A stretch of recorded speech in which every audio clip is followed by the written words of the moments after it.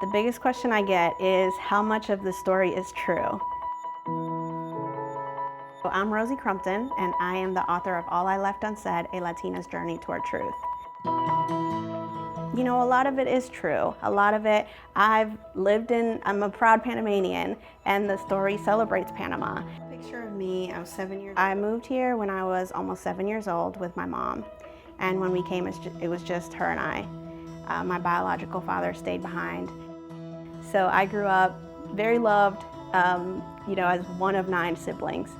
And it wasn't until I was almost like 26 years old when I decided, it's time. I need to know a little bit more about my biological dad.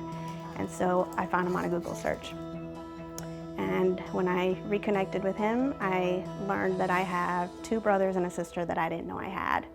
6 months later, I booked a ticket and reconnected with my dad and met my siblings for the first time. So All I Left Unsaid starts with a letter from big sister Olivia to her younger brothers and sisters. Where should I begin? I can tell you that sharing this story has been years in the making. There is so much to remember, so much to share, and so much to relive.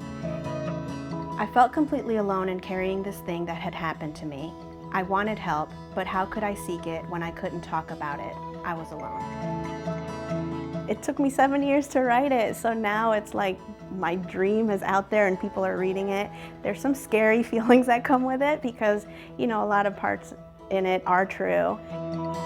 I'm getting a lot of love, I'm getting a lot of great feedback. And one of my favorites is she said, reading your book was like listening to a Beyonce album.